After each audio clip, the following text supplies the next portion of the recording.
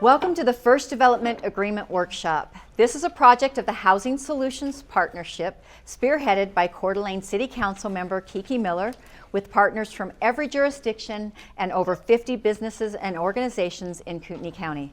We appreciate the sponsorship by the North Idaho Building Contractors Association and the Professional Women Builders, and look forward to sharing valuable information with you today regarding development agreements use in Idaho and their potential positive use in addressing our local housing crisis. Our presenter today is Tricia Nillson. Patricia recently retired after a 36-year career in land use planning. She has worked in Virginia, Pennsylvania, and Idaho, and spent the last 10 years of her career as the Director of Development Services for Canyon County. Patricia was the project manager for Blueprint Boise, and the plan she wrote for Chester County, Pennsylvania, won the National Planning Award in 1997. She currently serves on the board of the Idaho chapter of the American Planning Association as the co-chair of the Legislative Committee and is a member of the American Institute of Certified Planners. She received a BA in political science from Virginia Tech. She is an active community volunteer for the United Way for Treasure Valley and St. Luke's Hospital, and is a member of the Boise Sunrise Rotary Club. Welcome, Tricia, and thank you for being here. Oh, thanks, Kelly. Thanks, Kelly, and I want to thank Kiki Miller, too, for putting this together, and all the help from the BCA as well. Boy, I just sat there going, man, I feel really old at that background, but I do have a lot of experience with development agreements, particularly in Canyon County, which is kind of odd. I've worked for, and actually I'll just go to my next slide. I've worked for, Canyon County, 8 years? I think it was 8 years, and 10 years ago I started there. I worked for the city of Boise. Talk about two different jurisdictions, right? And then I worked for Compass doing transportation planning, and when I moved here in '96, I worked for Ada County. So I have to say a lot of my work experience is with counties, but as a county planner, I always work closely with the cities in my county. It's really important. So yeah, 91, 96, you can do the math, right? Oh, I love when it reformats your slides for you. But I want to put this up. I am a planner. I am not an attorney. I can't give legal advice because I'm not an attorney. So please consult with your local attorneys or your private attorney if you're in the private sector. It's just, it's zoning and it's contracts. So, who's going to listen to a planner, right? First, before we get too into it, who are local officials in the audience?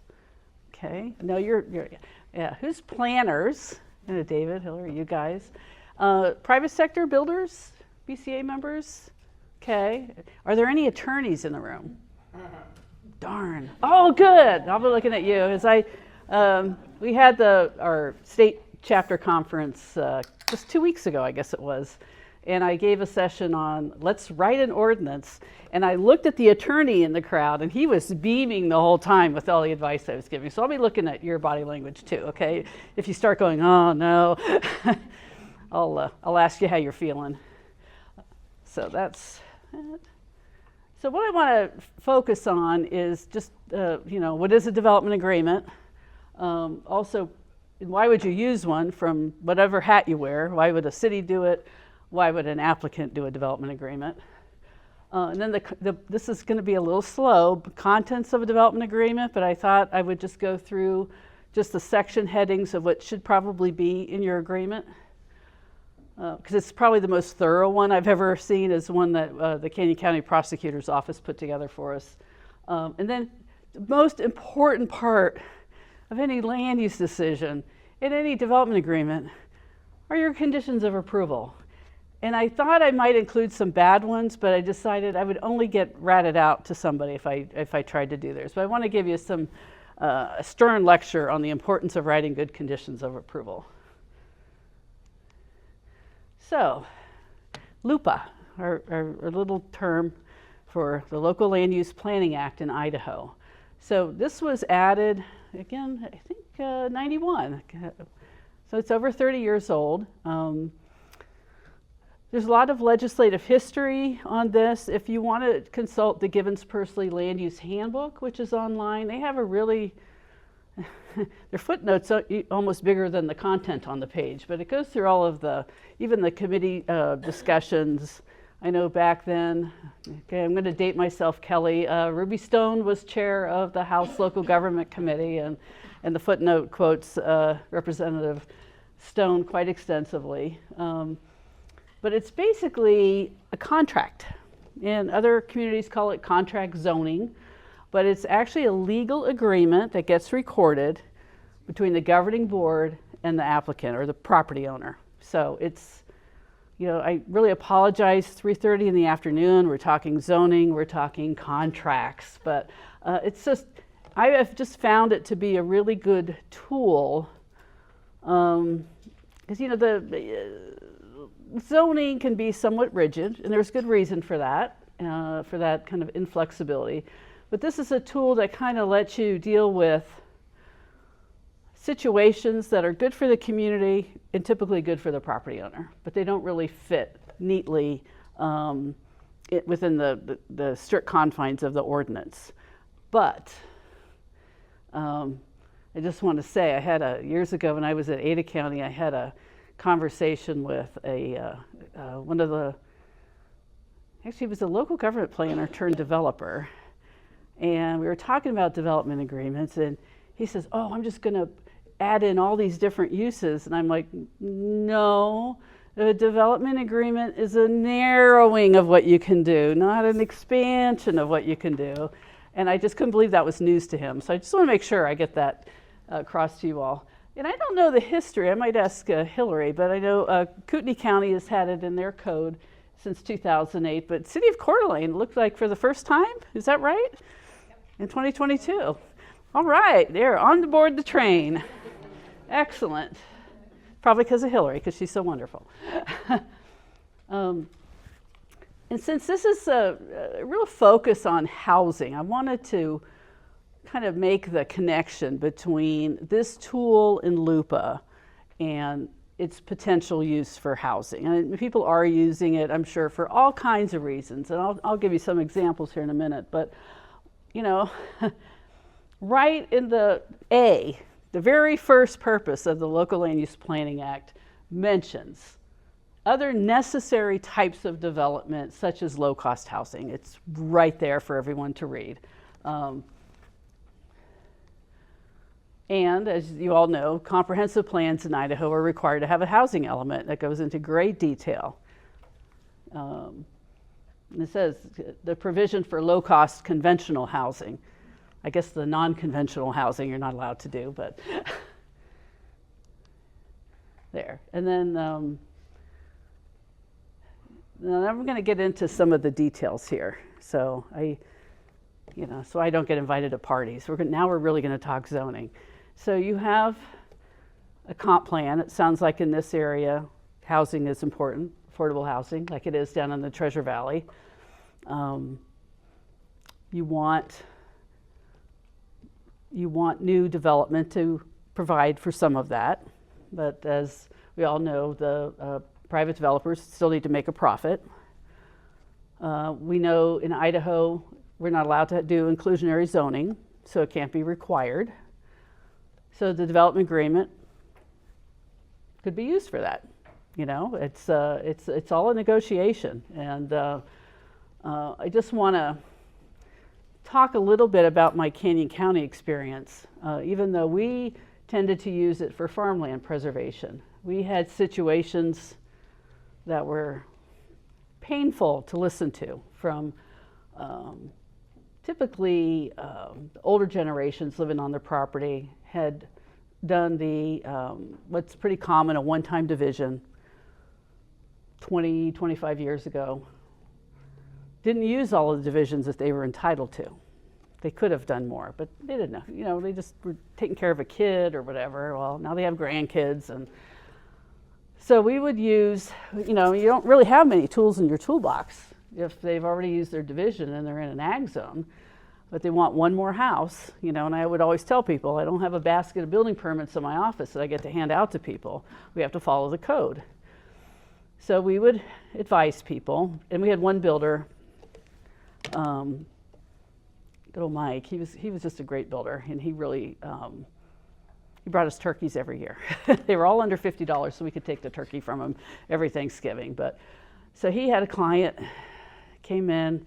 He was going to pull a building permit. They had recorded a survey, got recorded. They tried to get a permit. He said, Mike, they don't have a permit. They already, they can't get a division.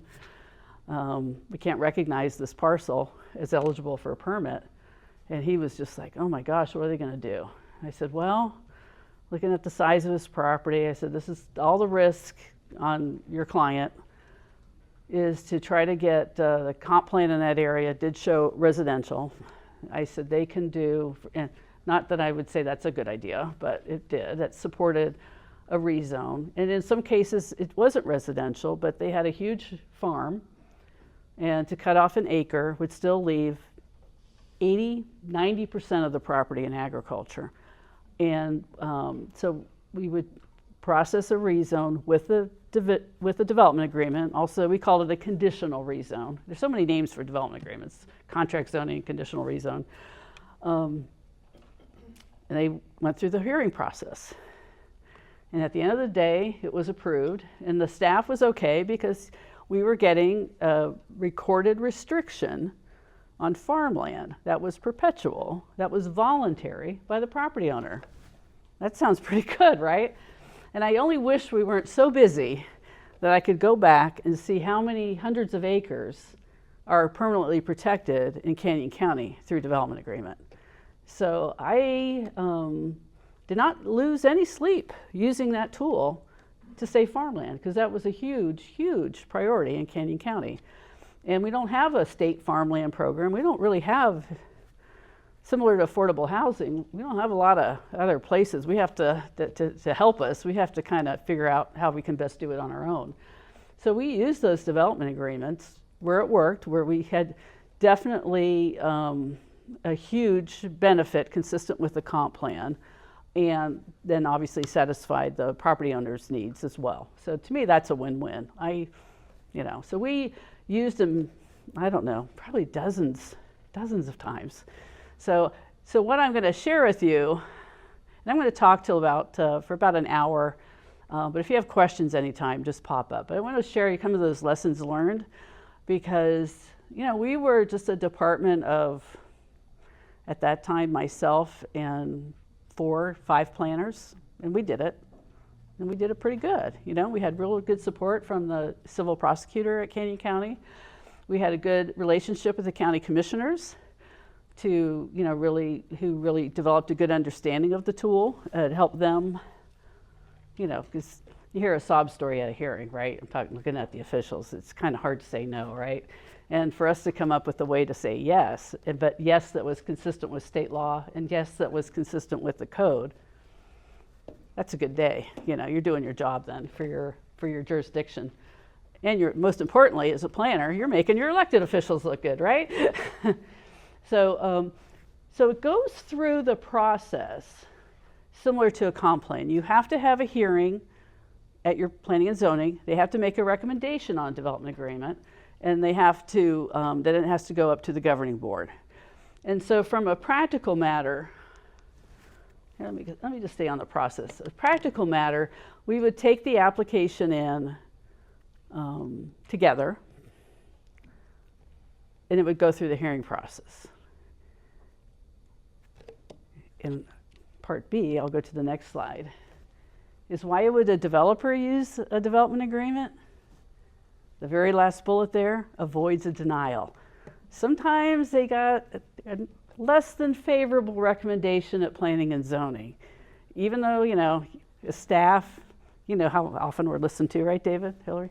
You'd say, oh, this one's going to be tough. They get a recommendation for denial at P&Z.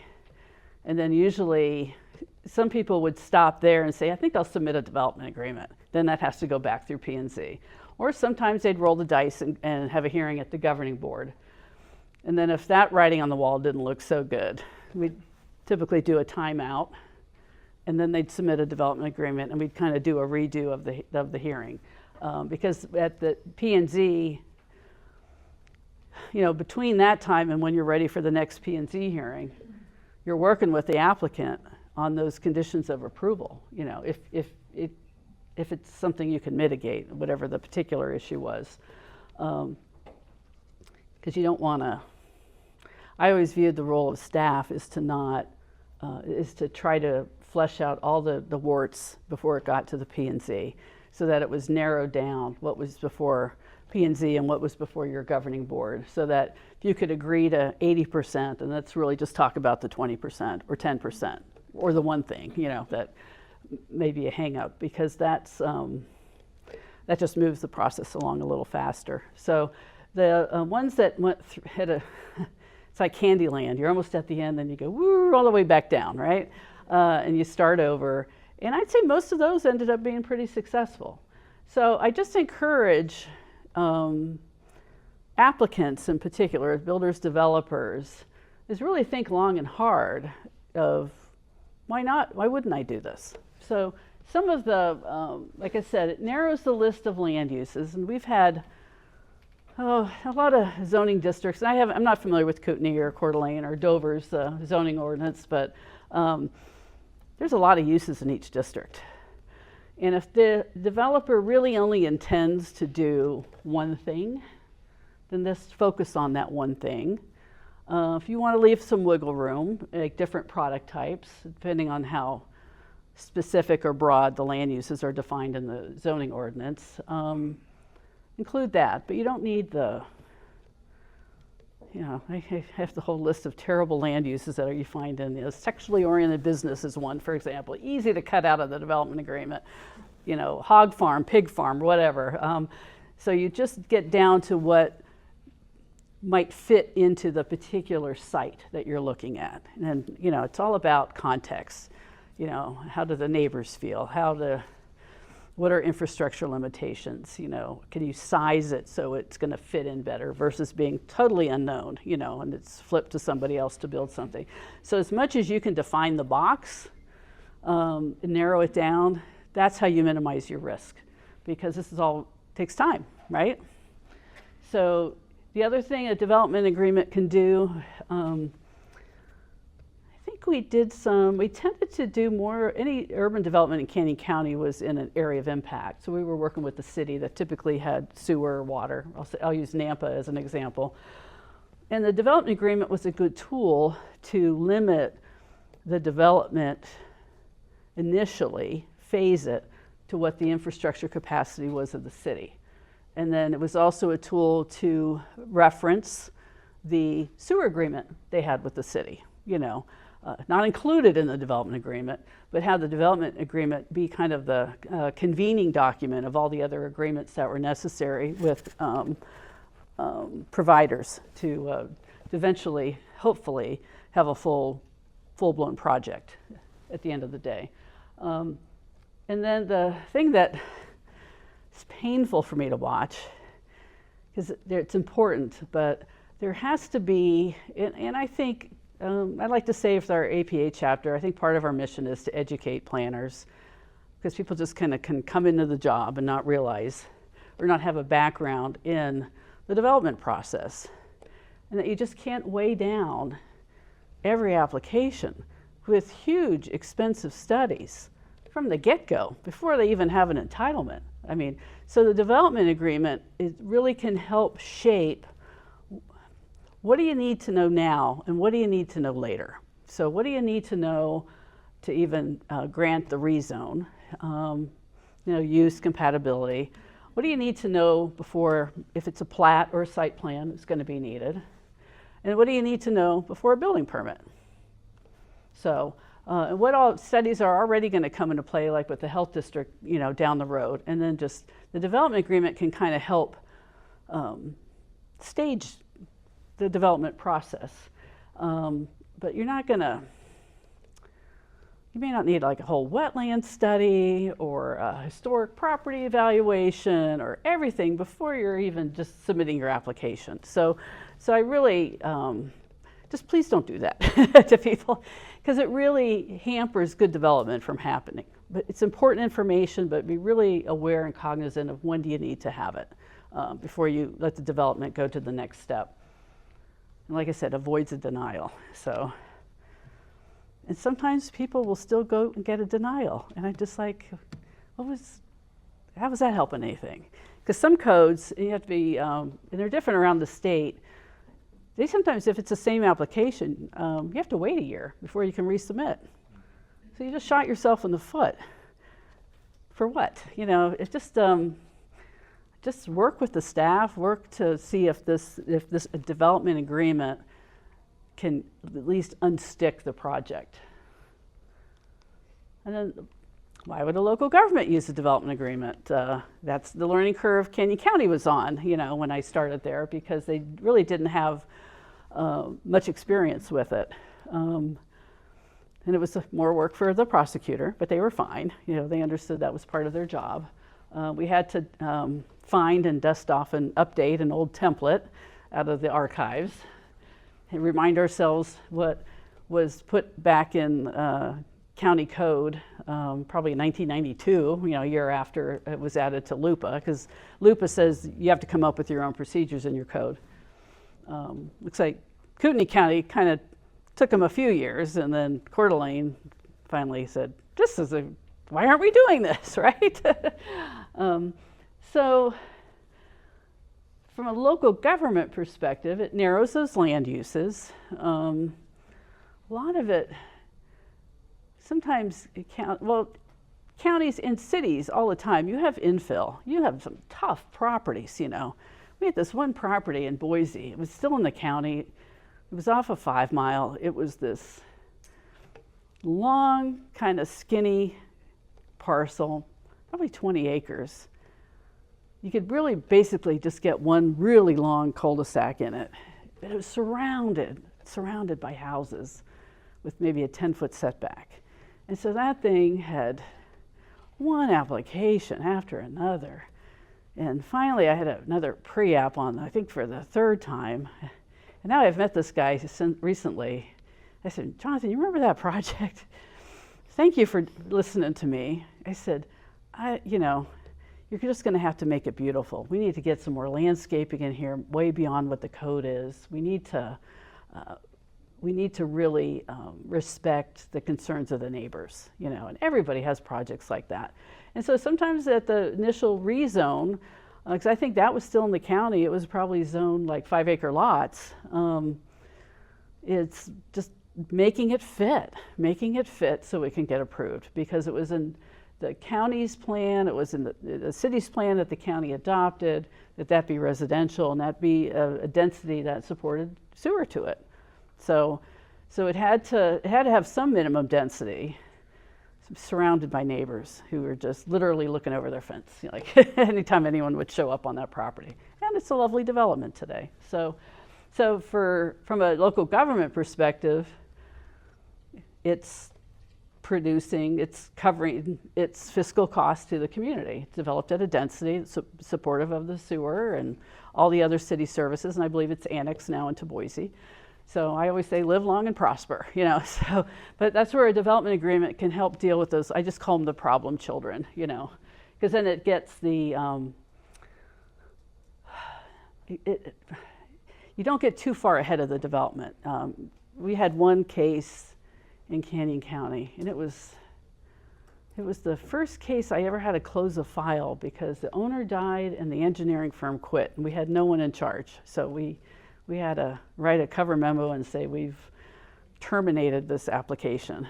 And it was a really tough property that had a lot of, you know, visible outcroppings of rock.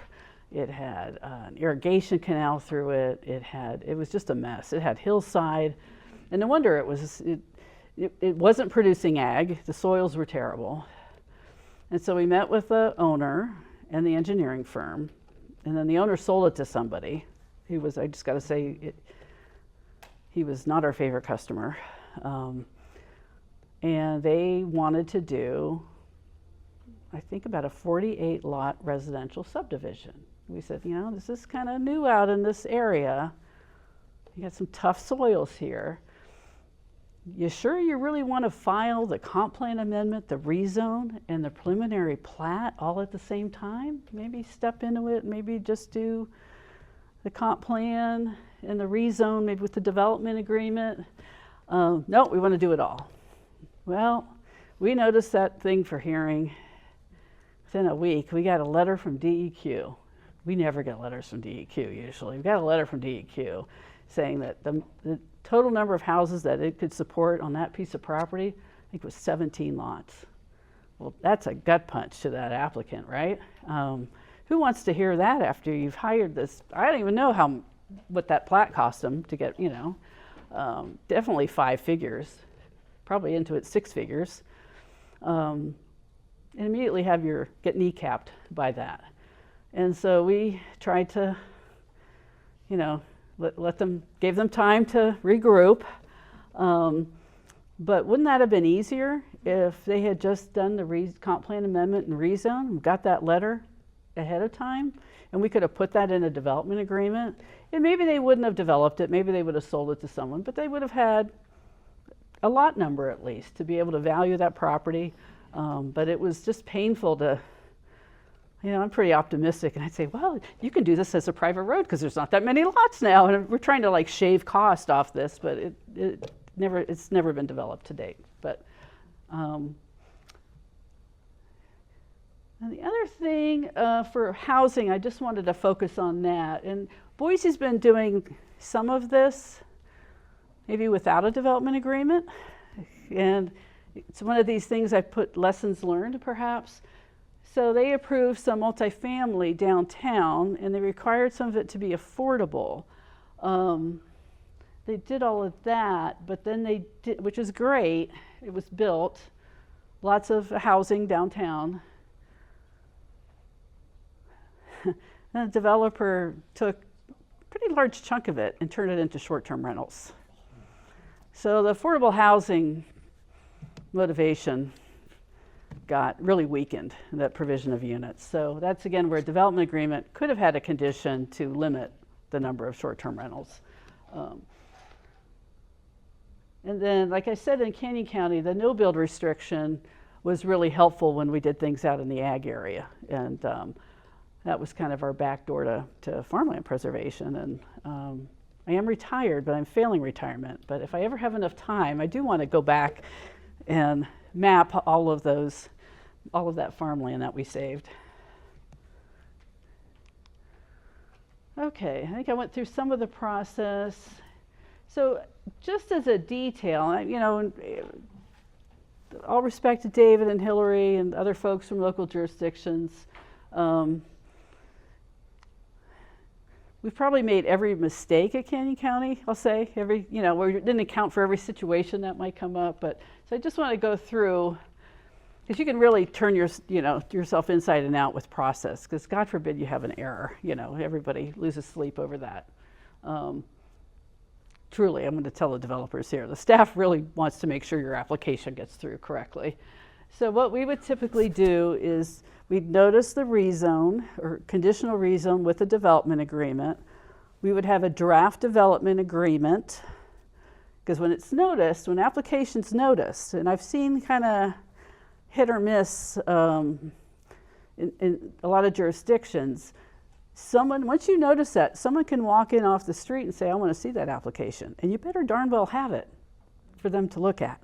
And so you have to have some draft of a development agreement when you are noticing your hearing.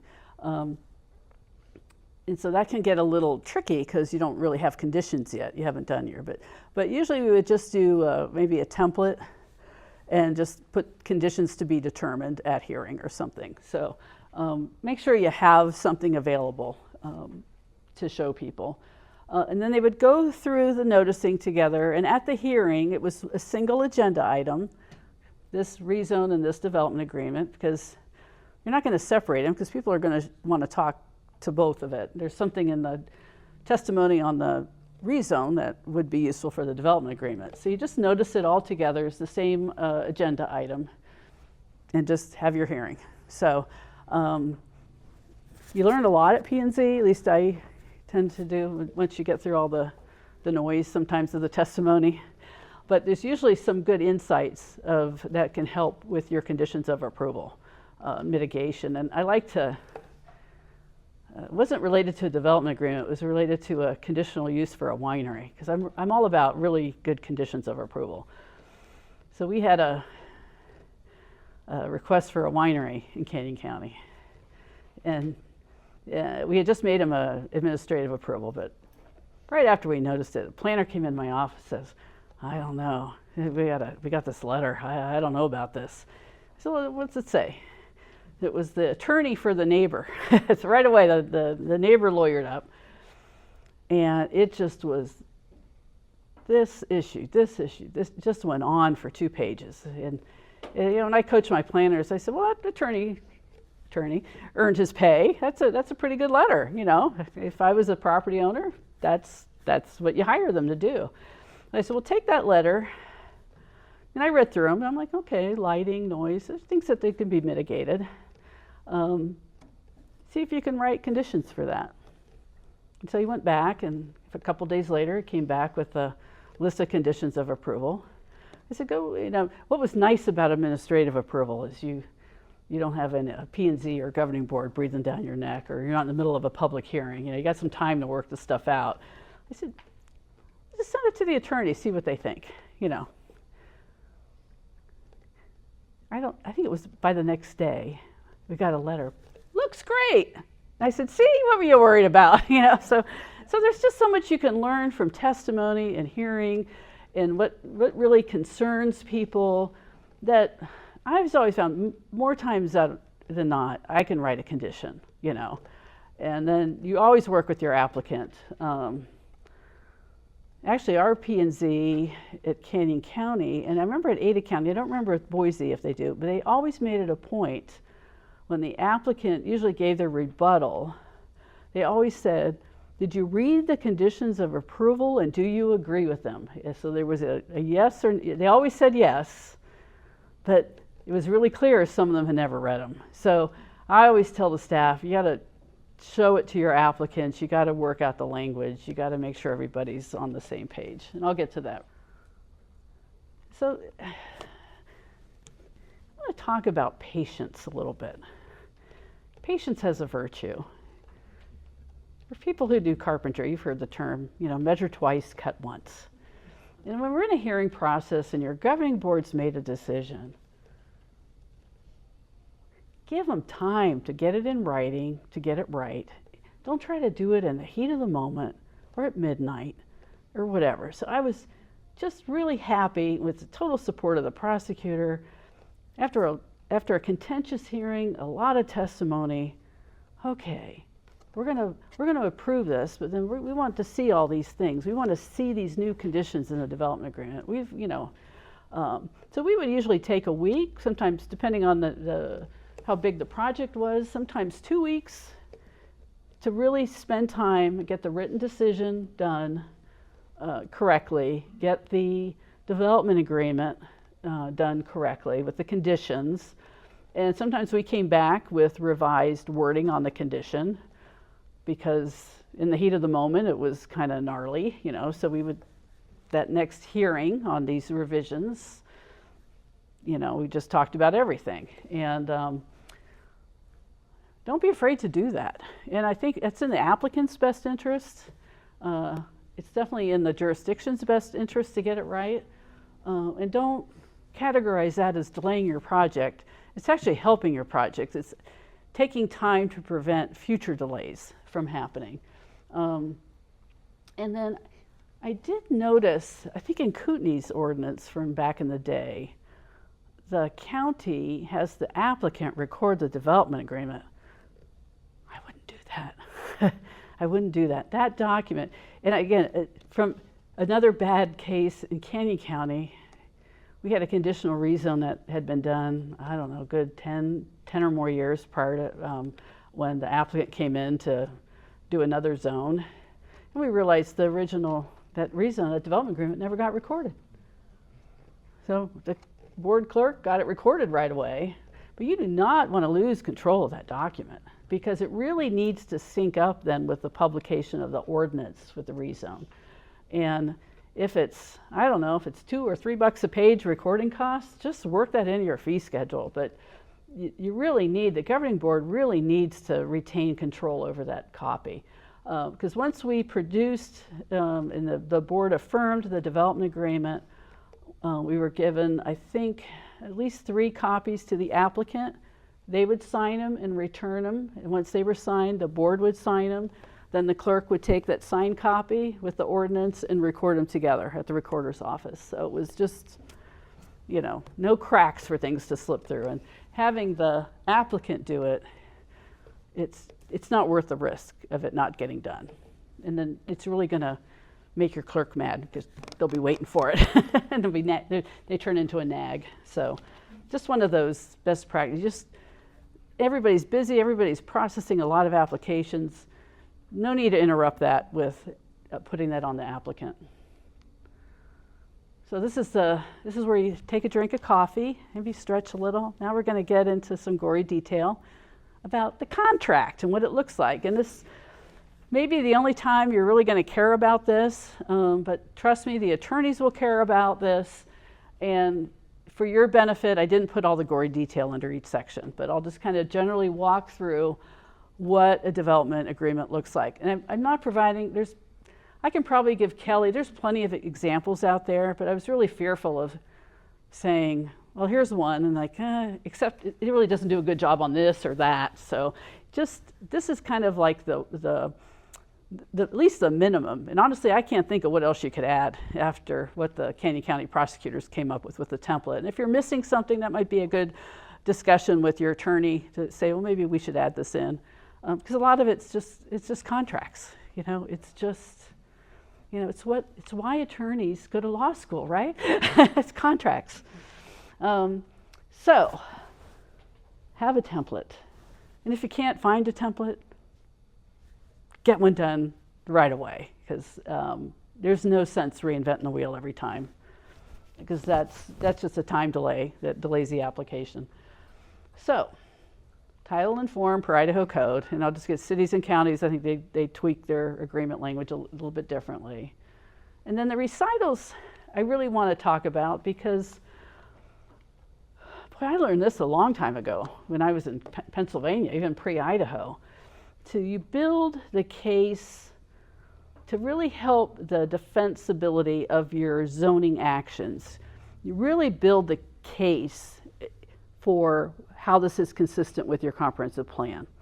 And that just makes it really clear that this isn't just you're doing someone a favor with this development agreement, but this is a tool being used to help implement the comp plan. So in your whereas is like, whereas City of Coeur d'Alene has adopted a housing plan that calls for so many units, and this application will help the city move toward that goal, you know, just really buttress the recitals with your comp plan policies or other policies that you've adopted.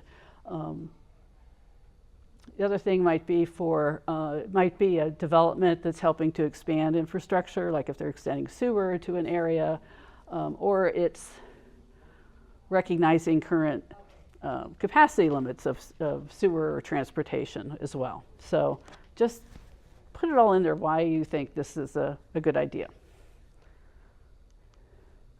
See, I told you this was boring, so it's like, but your authorization, you know, that this is authorized by LUPA. Most people tend to cite the section of LUPA, that the property owner is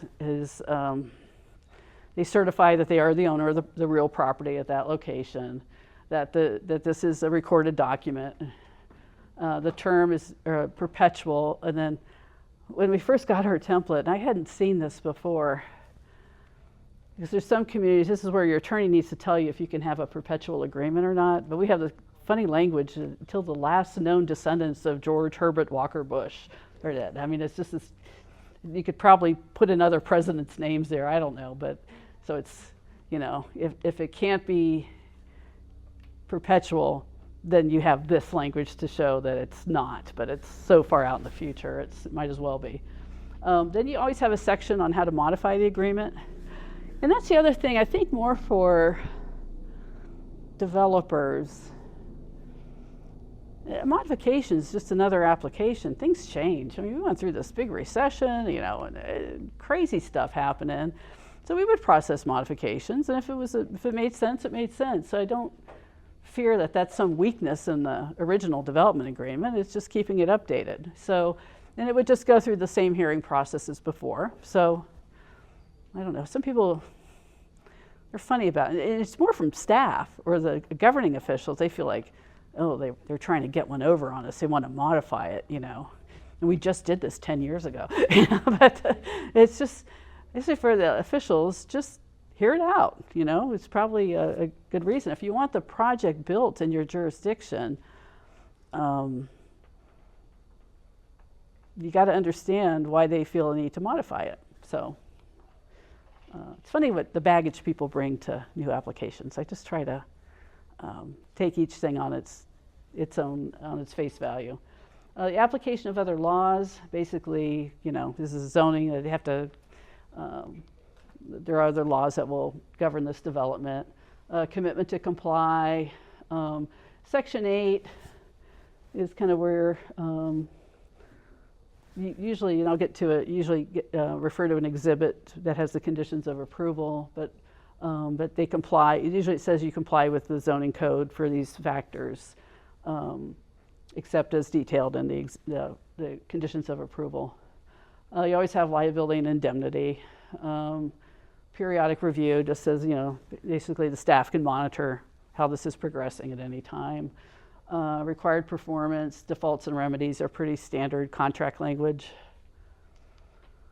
Then we always had it says it in state law, but we put in the development agreement that there is a consent to revert to zoning if it goes into default, if the development agreement is violated in any way.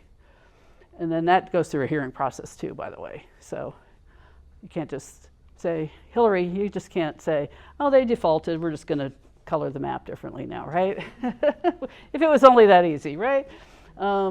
Relationship to parties, that's standard, that's taken care of by ethics and government. You're not, you know, rezoning your sister's property or whatever. The parties are not related in any way. And changes in laws is interesting because I thought about this a lot putting this presentation together, and I looked at the givens personally. I didn't really see anything on point, but this is just a rezone. You're not able to vest your plat standards and future changes to zoning. So I'd say this really isn't an area that you would vest. Basically, the section here just says this may be subject to changes in laws. So, because sometimes the plat might be a while, you know, but you could try. You could always try. And then notices related to the development agreement. It's a standard part of it, a contract of who do we mail to, who's the point person. And then section 18 is termination, and that I think that references if it's rezoned again by the jurisdiction or if it's annexed by a city, it's terminated. The effective date usually just says it's effective upon publication of the ordinance, and usually you reference the ordinance number. That's why it's always a good idea not to try to do all this at the end of the hearing. You know, take time to get all these details right. Time is of the essence. And then legal description. Some of this came up, some other law that they just passed. I think it's the area of impact law, Kelly. And I went, oh boy, they want a legal description. I had to write a legal description for an addition to the Meridian area of impact. That was a horrible thing to try to do, sitting at my desk before I even really had GIS and trying to do a meets and bounds of this huge area. It was crazy. But rezones, you have to have a legal description.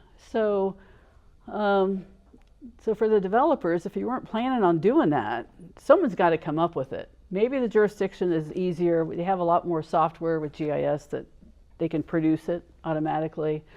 But you want to make sure it's right, especially if it's not platted. If it's platted, piece of cake, you know.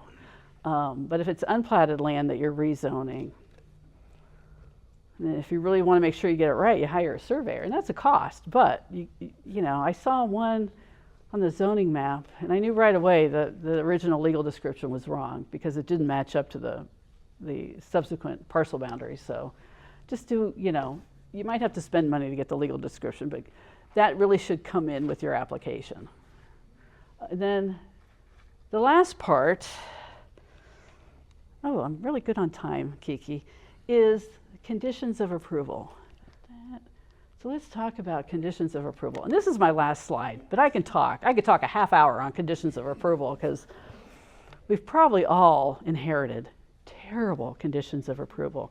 Someone comes in for a building permit and you look it up in your, and he flags on the parcel and there's, oh yeah, see this development agreement or see this conditional use. And you're reading this condition, you're like, you never want to have the initial reaction be, I don't know what that means. Or do I have to do this now? They're coming in for a permit. Did they do it already? It's years later. So this is the message for everyone. Take time to do good conditions of approval. And that's what I say, who, what, when, and where is that addressed? And will this condition make sense by 3 generations of staff from now?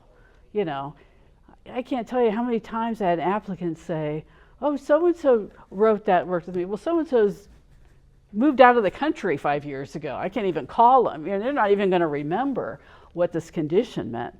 And I can't tell you, of all of the hundreds of staff reports I reviewed, that's the one that I just will circle and say, try again.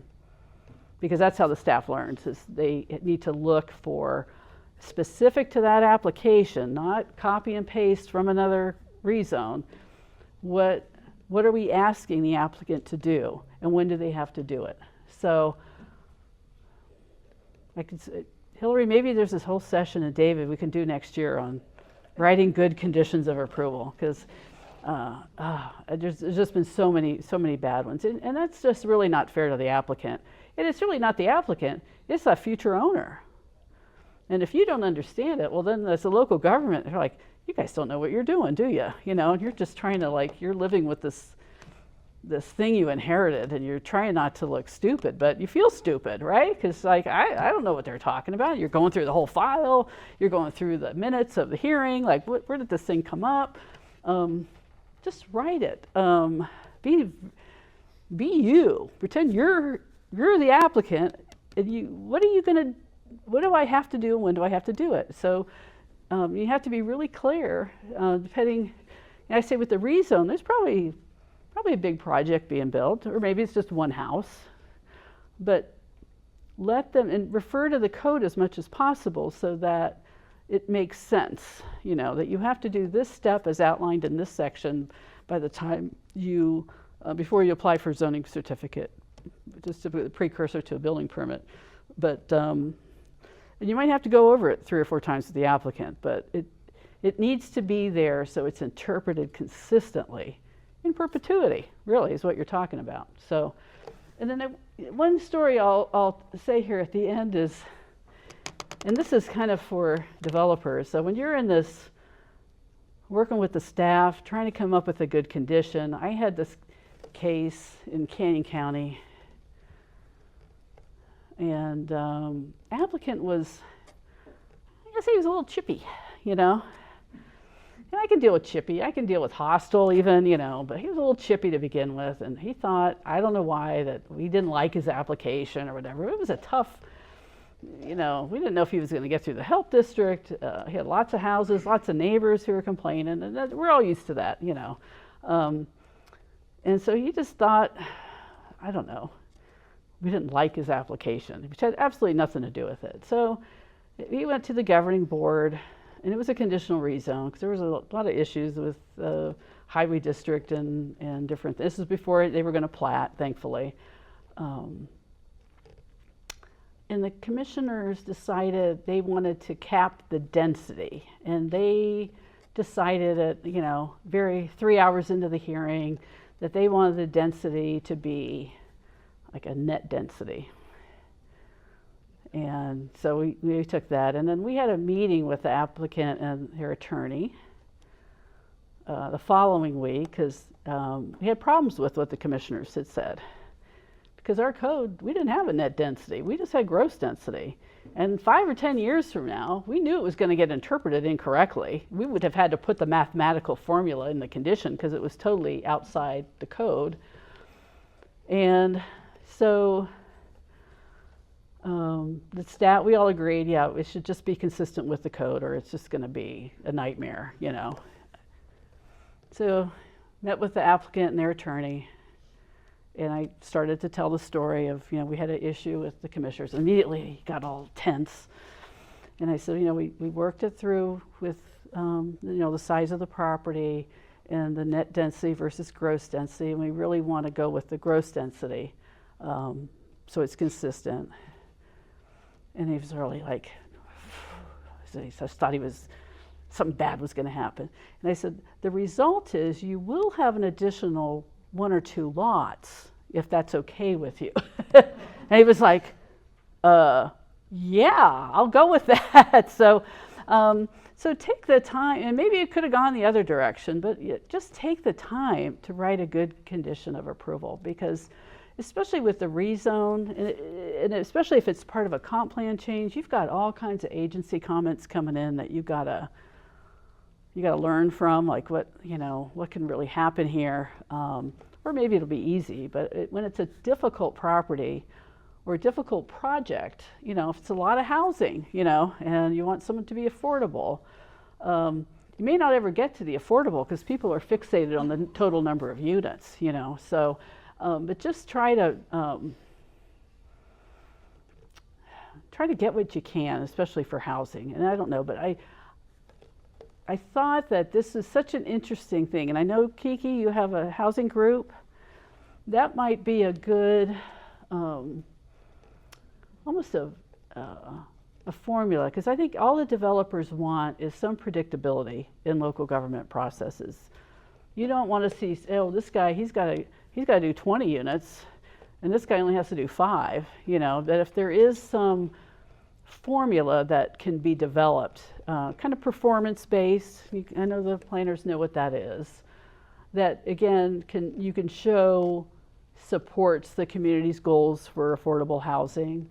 I think that would be a good effort. And the only thing comparable that I can think of in my history is when Boise City adopted a new foothills plan and ordinance. They had a really good committee of developers, property owners, environmental groups. It was almost like a committee from hell, probably, but they worked on it, and they wrote the code so that developers would go in and they knew their formula for taking out the steep slopes or the habitat, and then there was a bonus density for other things that they could do, and that's where I think affordable housing definitely fits in. But I think as best you can, make it predictable, and then if they're willing to do more, because a development agreement, that kind of gives you some, like I said earlier, some wiggle room for that particular site to see what you can do.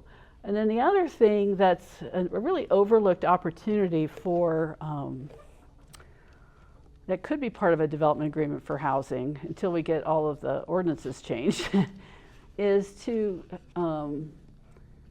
maybe you could build in provisions for accessory dwelling units.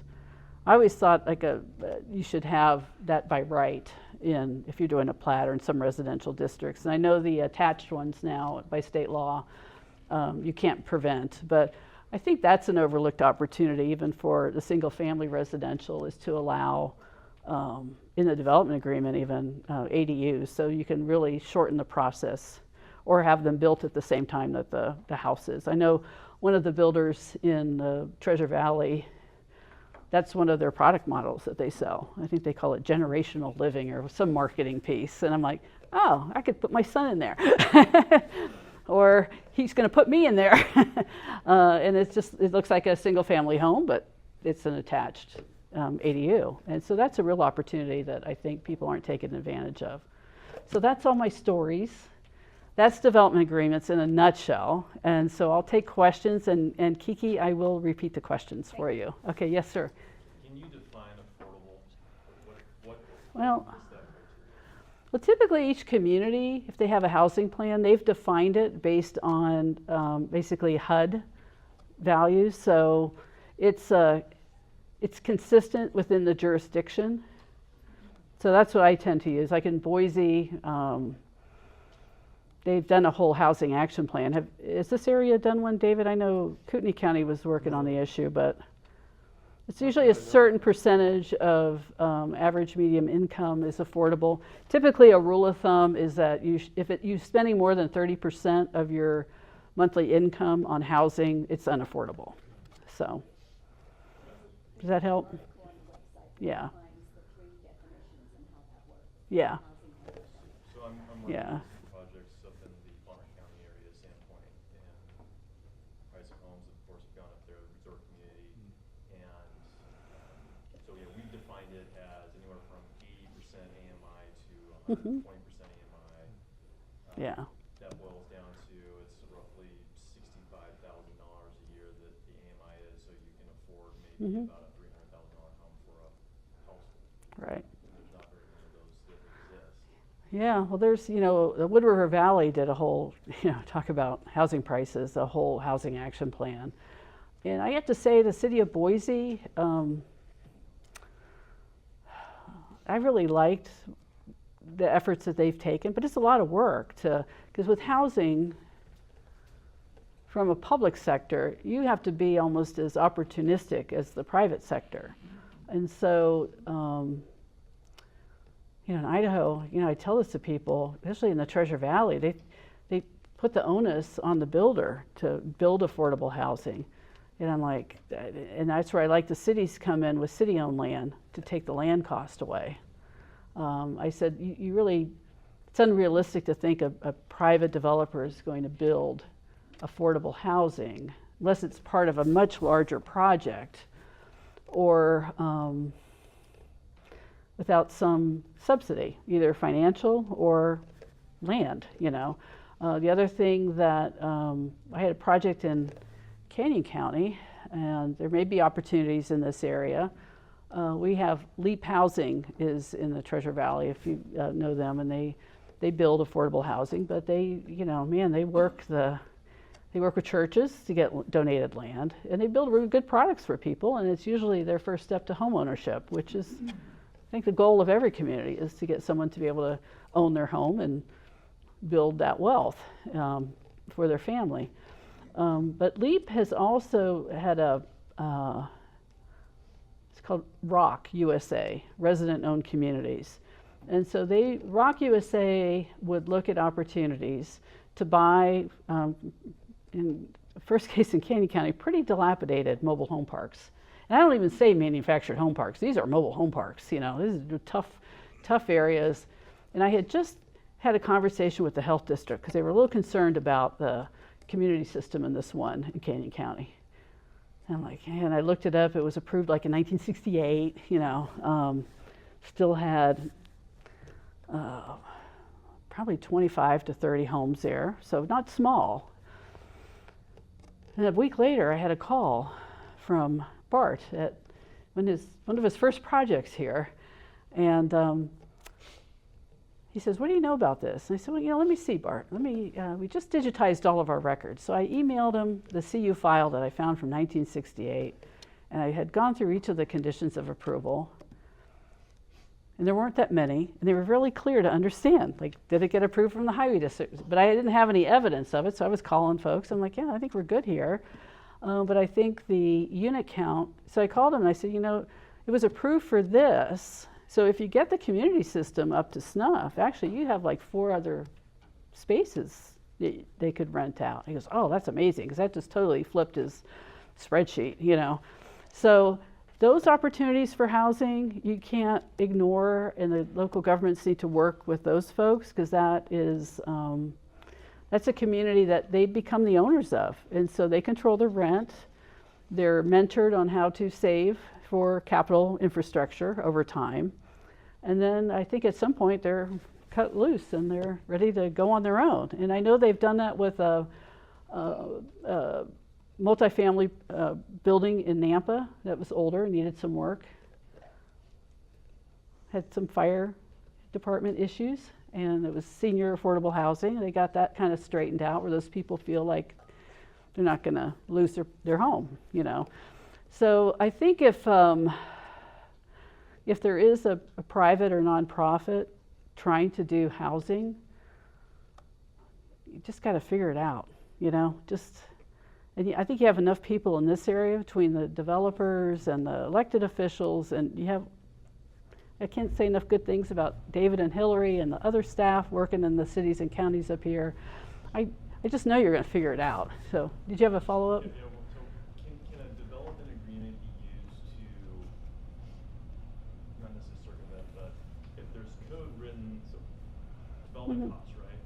Impact fees, permit fees, utility hookup fees, these are all costs that go into building a home, right? There's always been this conversation about public-private partnership in building a affordable home. But a lot of these city codes, county codes, don't allow them to give any provisions to affordable housing to cut them a break on impact fees or permit fees or utility connections. Would a development agreement allow them to say, yes, the code says this, but because you're doing affordable housing, we're willing to you're not going to be charged with impact fees, you're not going to be hit with utility fees? Yeah, it could, but usually you don't know the details of the actual development at the time of the rezone. Maybe you do, and you could. But the things like, the impact fees, you can't, it's my understanding, you can't waive them. And I'm chair of the impact fee committee right now at ACHD, but they can be deferred to the building permit. And that could be put in a development agreement if that was something that usually has helped a lot of the affordable housing projects in Boise, is to, instead of paying them, or excuse me, they defer them until the certificate of occupancy. So you can get that deferral agreement separate, but commemorated in the development agreement, a condition, that says they're waived per the separate agreement. And that can be helpful. I'm not sure, but usually I don't know, I think it depends on the jurisdiction and the utilities maybe that are providing water and sewer, but if you can do it, you gotta ask for it too, so, yeah. First of all, that was a really good question. Yeah. Worthy of thought. Yeah. Those fees are, in many cases, warranted, but it's a fact as a development process moves forward. Back to your conditions in terms of the agreement. What are the pros and cons, or do you see any value in including conceptual site plan? Oh, yeah. Yeah. So the question was, is there value of including a conceptual site plan? Yes, and that even if it's for building or if it's for a conceptual plan for like a master plan community, it's usually Exhibit C if it's known, and that can only help. You have to evaluate: is it going to help you or is it going to lock you in? That's up to the objectives of the developer. Is it you want enough to draw the box so you can get an approval, but not dictate too much detail, because you don't want to. And I guess the one thing that changes a lot in projects in Ada County is access, and if ITD or ACHD, because they typically aren't involved in a rezone, if you show an access and they make you totally redo it, well, you basically are redesigning your development. So that's the good and the bad. Yeah. Yeah. Other questions? Horror stories that. But I just want to say, I've been doing this for, like I said, 30 plus years. I'm still an optimist, right? I see Hillary laughing at me, David. You want to help your applicants, and just the best thing that can help this region is have a really good relationship with your staff, and the staff needs to have a really good relationship with their elected officials. And I say good in that, I loved it with my planning and zoning commission at Kootenai County, because I was there every hearing. And you're trying to help them, but not do it for them. So you're trying to let them, if they have a question or if they're struggling with something, you're kind of there. and there has to be a level of trust there. And the same with the governing board. The only difference was I usually had the attorney sitting next to me at the governing board hearings, and he might get really twitchy, you know, about stuff. But you want to, your job is to not be a gatekeeper, but to help everybody in the way that there's a good result at the end of the day. And I have to say, in my career, I've probably, especially at Ada County, I probably had the highest number of withdrawn applications because I just say, you know, did you go talk to ITD? They're not going to give you an access permit. If you want to find that out really soon before you have this gas, whatever they wanted to do, you know, oh, okay. Then I'd never see them again. So, you know, so when the staff is giving you kind of the bad news, they're not trying to kill your project. They're just saying they've seen all these comments coming in from the agencies over and over again. And if they see something in your project that's going to have a problem, it's their job to kind of give you that heads up. And I think people would want that. I mean, you know, like I had wished that one developer at those bad soils had listened to us, because when we got that letter from DEQ, the staff was like, oh man, I'm going to have to, you know, they're going to blame me. I'm like, oh, it is what it is. That they, you know, and actually when she took the case, she was like kicking me under the table, like, why are they doing all of this? I'm like, they wanted to, you know. That's painful for everybody. So really work with the staff. You should have, I'm sure you have pre-application meetings. There's so much information online. You know, I always tell people, and I had one guy almost come over the table at me because he didn't let me finish my sentence. I said, my job is to make sure every project in this community is successful. And if it can't be successful, it's my job to tell them why it can't be, you know, because otherwise it's just a real waste of everybody's time. And for the property owners and the developers, it's a huge waste of money then. You know, your job is to minimize their risk and not throw them out to the lions. You know, a couple of them may want to do that, but usually not the ones that are still in business, you know, years later. But really, everybody should share that purpose for the work of your departments, and the elected officials in particular, is you want to be proud of what they approve, you know, and you want to, you know, if they denied something, you want to go, thank goodness, you know. But the job of the planners is always to make sure the elected officials or the P&Z, the appointed officials, are making an informed decision. And then it is what it is. So with that, any other questions? We have another 17 minutes. I know everyone would be devastated if we're going to leave too early, but like Kelly said, this will be on the AIC website. Kiki took a recording of this. I'm not sure where that will end up, on YouTube maybe, or somewhere. And I do want to say for the audience, the APA chapter, along with AIC and I think the League of Idaho Cities, have a whole training videos on the AIC website. If you're an AIC member, you have, I think, what are we up to, 19, 20, Kelly? 15? Okay. Yeah, it's been yeah, so they're out there. If you're an AIC member, if you're not, you should be. Avail yourself of that information. Like I said, this will be on there. Kelly has a copy of the PowerPoint, so if you want copies of that, it'll find its way on the website. But with that, I want to thank you for your attention, and thank you for everyone for showing up because you're concerned about affordable housing. That's really commendable. So thanks. Yeah.